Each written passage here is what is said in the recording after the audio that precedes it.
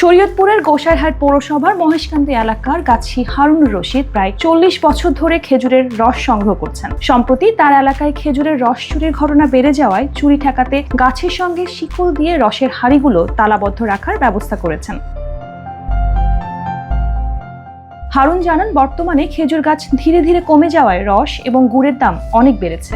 বাজারে প্রতি কেজি কাঁচা রস 90 থেকে 100 টাকায় এবং প্রতি কেজি গুড় 800 থেকে 1000 টাকায় বিক্রি হচ্ছে। তবে চিনি মিশ্রিত ভেজাল গুড় 200 থেকে 250 টাকায় পাওয়া যায়। তিনি যেসব গাছ থেকে রস সংগ্রহ করেন সেখানে চুরির কারণে মাটির হাঁড়িরও ক্ষতিগ্রস্ত হচ্ছে।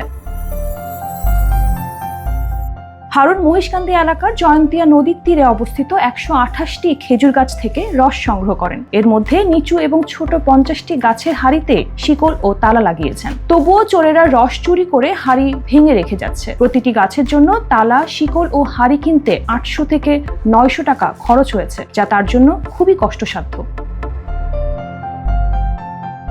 হারুন জানান, একটি গাছ থেকে 2 দিনে 3 থেকে 4 কেজি রস সংগ্রহ করা যায়। রসের অর্ধেক তিনি পান এবং বাকি অর্ধেক গাছের মালিকের জন্য। প্রতিটি সকালে তিনি রস নিয়ে গোসাইরহাট বাজারে বিক্রি করতে যান। বর্তমানে প্রতি কেজি রসের দাম 100 টাকা।